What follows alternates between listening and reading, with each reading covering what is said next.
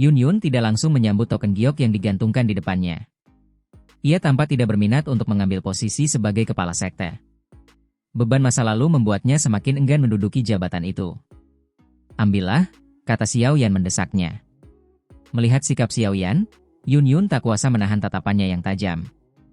Ia menggertakkan gigi, lalu berkata, "Menerimanya? Supaya kamu bisa bersikap sombong lagi?" Ucapan itu membuat Xiao Yan sedikit kikuk. Ia berkata, "Sudah bertahun-tahun berlalu, tapi kau masih mengingat semuanya.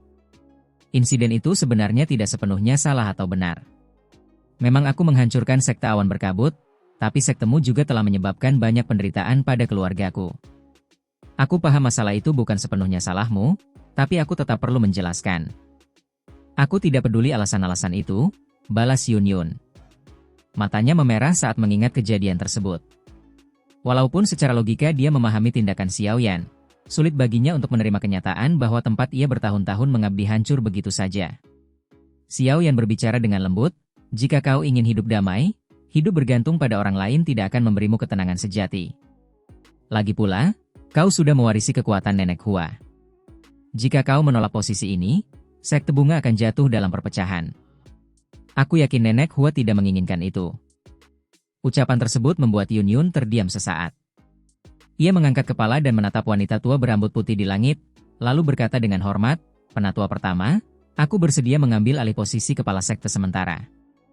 Jika ada yang lebih layak, aku siap menyerahkan jabatan ini." Wanita tua itu tersenyum dan berkata, "Kau bisa tenang. Kepala sekte sebelumnya sudah mempercayakan semua kekuatannya kepadamu. Itu berarti kau pilihan terbaik di matanya." Wajah Hua Jin tampak muram mendengar kata-kata itu. Ia lalu berbicara dengan suara berat, "Penatua pertama, aku telah lama berusaha membangun hubungan antara sekte bunga dan sekte langit mendalam. Dengan perubahan ini, ditambah insiden Xiao yang melukai Yao Liang, kerja sama ini pasti hancur. Bahkan, sekte langit mendalam mungkin akan menjadi musuh kita." Ancaman dalam kata-katanya cukup jelas.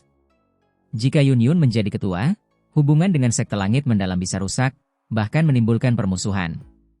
Wanita tua berambut putih itu sedikit mengernyit. Sekte bunga memang kuat, tapi dibandingkan sekte langit mendalam, mereka masih berada di bawah. Sekte langit mendalam telah tumbuh pesat dan dihuni banyak ahli, membuatnya sulit untuk dihadapi. Hubungan antara Hua Jin dan Yao Hua Liangjun dirancang untuk mempererat hubungan kedua sekte. Namun, jika gagal, sekte bunga bisa dalam bahaya. Xiao Yan, yang memperhatikan situasi ini, tersenyum tipis dan berkata, "Penatua pertama, aku yakin Anda tahu betul karakter sekte langit mendalam. Kalau kedua sekte beraliansi, sekte bunga hanya akan menjadi pelengkap saja. Cepat atau lambat, mereka akan menguasai kita." "Xiao Yan, cukup dengan omong kosongmu," bentak Hua Jin, wajahnya memerah karena marah. Xiao Yan mengabaikannya dan melanjutkan, "Jika penatua pertama berkenan, Paviliun Bintang Jatuhku bersedia menjadi sekutu sekte bunga. Anda pasti percaya pada reputasi guruku, bukan?" Wanita tua itu tersenyum dan mengangguk. Reputasi Yao Zunze tidak perlu diragukan. Tidak ada yang tidak percaya padanya. Dengan ketegasan di wajahnya, wanita tua itu mengumumkan, "Mulai hari ini, Yun Yun akan menjadi kepala baru sekte bunga. Tidak akan ada perdebatan lagi." Keputusan ini memperjelas arah sekte. Jika dibandingkan dengan ancaman dari sekte langit mendalam, bersekutu dengan Paviliun Bintang Jatuh yang sedang berkembang terasa lebih menjanjikan. Hua Jin yang mendengar keputusan itu, hanya bisa menahan amarahnya. Ia tidak mengucapkan sepatah kata pun dan segera meninggalkan tempat itu. Yao Hua Liangjun juga pergi dengan wajah muram. Ketika berbalik, ia sempat menatap Xiao Yan dengan penuh kebencian. Kekalahan ini membuatnya merasa sangat terhina. Xiao Yan tetap santai menanggapi pandangan dingin itu. Meskipun Yao Hua Liangjun merupakan Douzun bintang 6, saat ini Xiao Yan juga bukan sosok biasa. Ia tidak takut akan ancaman apapun. Setelah melihat kepergian mereka, wanita tua berambut putih itu menyapu pandangan ke seluruh alun-alun dan berseru, "Mulai sekarang, semua murid sekte bunga harus mematuhi perintah kepala sekte baru. Pelanggaran akan dihukum sesuai aturan sekte." "Dimengerti?" seru para murid sambil berlutut serempak. "Salam untuk kepala sekte." Melihat pemandangan itu, Xiao yang tersenyum kecil dan memandang Yun Yun yang tampak canggung. "Selamat, Ketua Yun Yun." Yun Yun hanya memutar matanya ke arahnya, lalu menghela napas. Kehadiran Xiao Yan selalu saja membawa perubahan besar dalam hidupnya. Ia memang musuh hidupku, gumam Yun Yun dalam hati. Meskipun upacara pelantikan berjalan sederhana, dengan adanya kehadiran penatua pertama, prosesnya tetap berjalan sesuai tata cara. Sejak hari itu, Yun Yun resmi menjadi pemimpin baru sekte bunga. Setelah upacara berakhir, Xiao Yan tidak langsung pergi. Ia meminta Yun Yun untuk mencarikannya tempat yang tenang. Karena saat ini, perlawanan dalam api pembeku tulang sudah benar-benar hilang, ini adalah saat yang tepat untuk menyerap dan memurnikannya. Lingkungan sekte bunga yang dipenuhi banyak ahli membuat tempat ini ideal untuk melakukan pemurnian. Dengan perkembangan pesat orang-orang di sekitarnya, Xiao Yan sadar ia harus mempercepat peningkatan kekuatannya. Meskipun ia sudah cukup kuat untuk menghadapi Yao Hua Liangjun, ancaman sebenarnya datang dari aula jiwa. Xiao Yan pernah melihat kekuatan Tianzun ke-8 dan ke-9 dari aula jiwa. Ia sadar bahwa menghadapi mereka bukanlah hal yang mudah, bahkan peluang kemenangannya kecil. Ia tidak bisa bergantung selamanya pada Yao Lao, yang kini telah mencapai Ban Sheng Elite. Ia harus memperkuat dirinya sendiri. Di sebuah ruangan sunyi, aroma samar tercium dari dalam sebuah kuali, mengepul bersama asap tipis. Udara yang dihirup terasa murni, menghilangkan semua gangguan pikiran. Xiao Yan cukup puas dengan ruangan ini. Ia duduk di atas ranjang batu, memulihkan diri setelah menghabiskan banyak douki saat bertarung melawan Yao Hua Liangjun. Menelan api pembeku tulang bukanlah tugas ringan, maka ia perlu persiapan matang. Setelah setengah jam bermeditasi, Xiao Yan membuka matanya perlahan. Pandangannya tampak dalam dan tenang, seperti lautan tanpa riak. Perlahan, ia menghembuskan napas. Cahaya tipis bersinar di wajahnya, dan sepasang api putih mulai berkobar dari dalam matanya, menutupi seluruh penglihatannya. Penyempurnaan dimulai, bisik Xiao Yan sambil membentuk segel di tangannya dan menutup matanya lagi. Suhu ruangan pun perlahan meningkat. Xiao Yan menaruh harapan besar pada penyempurnaan ini. Meskipun kualitas api pembeku tulang berada di bawah api pembakar 3000, tetap saja itu adalah salah satu api surgawi yang berharga. Yang paling ia nantikan adalah kemungkinan mantra apinya, yang kini berada di tingkat tinggi kelas D, bisa berkembang menjadi metode Qi kelas Tian setelah berhasil menyerap api ini. Aroma cendana memenuhi udara dalam sebuah ruangan sunyi yang panas dan kering. Suhu tinggi menciptakan semacam ilusi, membuat ruangan tersebut tampak berdistorsi. Di tengah ruangan itu, Xiao Yan duduk di atas ranjang batu dengan mata terpejam. Tubuhnya memancarkan gelombang panas yang mengerikan, sementara percikan api putih perlahan keluar dari pori-porinya, membentuk pusaran api yang menyelimuti tubuhnya. Raut wajah Xiao Yan tampak tenang, tanpa memperlihatkan reaksi apapun terhadap perubahan sekitar. Saat ini, seluruh pikirannya terfokus pada proses menggabungkan api surgawi yang unik di dalam tubuhnya.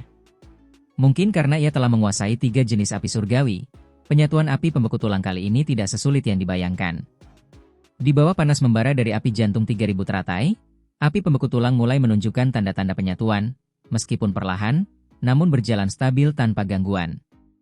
Melihat perkembangan ini, Xiao Yan yakin jika tidak ada masalah besar, ia mampu menyelesaikan penyatuan dalam waktu sebulan. Ketika itu terjadi, tubuhnya akan menguasai 4 jenis api surgawi sekaligus, sebuah pencapaian luar biasa yang bahkan dapat memancing kecemburuan banyak ahli. Biasanya, mengendalikan satu saja sudah merupakan anugerah besar, apalagi 4. Umumnya, menyimpan kekuatan destruktif seperti itu di dalam tubuh dianggap sebagai tindakan bunuh diri. Namun, Xiao yang memiliki mantra api, yang memungkinkan hal mustahil itu menjadi kekuatannya dan membawanya ke tingkat yang lebih tinggi. Seiring dengan kemajuan latihannya, suhu di ruangan semakin melonjak. Aroma cendana yang tersisa di udara akhirnya berubah menjadi debu. Suhu di sana sedemikian tinggi sehingga dousong biasa pun tak akan mampu bertahan lama. Energi liar yang memenuhi udara dapat menyebabkan douki seseorang menjadi tidak terkendali. Seiring waktu, kekuatan aura Xiao Yan perlahan tumbuh. Douki yang berlimpah bergelombang dari tubuhnya, menciptakan suara benturan halus di udara. Gabungan antara api dingin tulang dan api jantung 3000 teratai menghasilkan energi besar yang berubah menjadi douki murni. Douki itu mengalir melalui pembuluh darah Xiao Yan, membuat kekuatannya meningkat stabil. Waktu berlalu cepat, dan setengah bulan kemudian, suhu di ruangan itu telah mencapai tingkat yang menakutkan. Karena ruangannya tertutup rapat, tempat itu berubah seperti ketel uap raksasa. Dinding-dinding mulai retak, dan batu-batu furnitur perlahan meleleh, meneteskan cairan panas. Bahkan ranjang batu tempat Xiao Yan duduk sebagian besar telah meleleh. Namun, Xiao Yan tetap diam, napasnya stabil. Udara panas yang berbahaya bagai api justru dihirupnya seperti naga menelan kabut, terus masuk ke dalam tubuhnya. Di tengah ketegangan ini, Xiao Yan duduk seperti patung batu, tanpa bergerak sedikit pun. Hanya aura kuat yang memancar dari tubuhnya menjadi bukti bahwa dia masih hidup. Dalam dunia pelatihan, konsep waktu menjadi kabur. 10 hari lagi berlalu dalam sekejap. Di halaman luar, bunga-bunga berwarna-warni bermekaran, memenuhi tempat itu dengan keindahan. Di paviliun batu, 3 sosok berdiri, memandang pintu batu yang tertutup rapat. Sudah hampir sebulan, kenapa Xiao Yan belum keluar juga? Tanya Nalanian Ran, cemas. Yun Yun menggelengkan kepala. Tenang saja, Do Zun Elite biasa saja kadang berlatih berbulan-bulan. Tidak perlu khawatir. Walaupun mengatakan demikian, kekhawatiran masih terlintas di wajahnya. Energi panas yang terus meningkat dari ruangan itu memberi kesan seolah-olah gunung berapi siap meletus. Beberapa tetua dari sekte bunga pun mulai menunjukkan kecemasan. Meskipun mereka tidak berkata apa-apa, Yun Yun tahu mereka khawatir Xiao Yan akan menyebabkan bencana besar lagi, seperti saat dia menggunakan lotus api sebelumnya. Yun Yun hanya bisa tersenyum pahit dalam hatinya. Ia telah banyak berbicara untuk menenangkan para tetua, namun tekanan dari energi panas itu semakin sulit diabaikan. Jika situasi memburuk, bahkan tetua pertama mungkin akan turun tangan. Sementara itu, King Lin, yang juga berada di sana, tampak lebih santai. Dengan matanya yang istimewa, ia bisa merasakan kondisi Xiao Yan dan yakin bahwa tidak ada yang perlu dikhawatirkan. Setelah menunggu lama, Yun Yun akhirnya menghela napas dan mengajak yang lain pergi. Namun, ketika Nalanian Ran hendak berbalik, tanah tiba-tiba bergetar, membuatnya hampir jatuh. Itu dari ruangan itu, seru Yun Yun dengan cepat. Energi besar tiba-tiba melonjak dari dalam ruangan. Yun Yun mengenali fenomena ini, menandakan bahwa Xiao Yan kemungkinan akan segera keluar dari pelatihan. Ketiganya segera melesat ke langit. Dari atas, mereka melihat pilar api panas menjulang dari ruangan sunyi. Tak lama setelah itu, atap ruangan meledak. Gelombang panas menyebar luas, meningkatkan suhu di seluruh tempat dengan cepat. Aura kuat dan megah yang terpendam selama sebulan penuh akhirnya meledak, disertai raungan keras yang menggema ke langit. Raungan yang membawa doki dahsyat itu terdengar seperti guntur, menggema ke seluruh sekte bunga. Banyak murid dan tetua bergegas ke lokasi, mata mereka terbelalak kaget melihat sumber suara. Itu Xiao Yan? Kenapa auranya tiba-tiba begitu kuat? Seru seseorang. Bukankah itu kekuatan puncak bintang 4? Apa dia memakan pil khusus? Bagaimana kekuatannya bisa melonjak 2 tingkat hanya dalam sebulan? Para tetua sekte bunga menghirup napas dingin. Biasanya, peningkatan 2 bintang membutuhkan usaha bertahun-tahun, namun Xiao Yan melakukannya dalam waktu singkat. Mereka semua tak bisa menyembunyikan rasa kagum mereka. Dia memang pantas menjadi murid Yao Chen, gumam tetua pertama sambil mengangguk. Guntur perlahan mereda, namun awan gelap tebal tiba-tiba berkumpul di langit, diiringi angin kencang. Melihat fenomena ini, semua orang tercengang.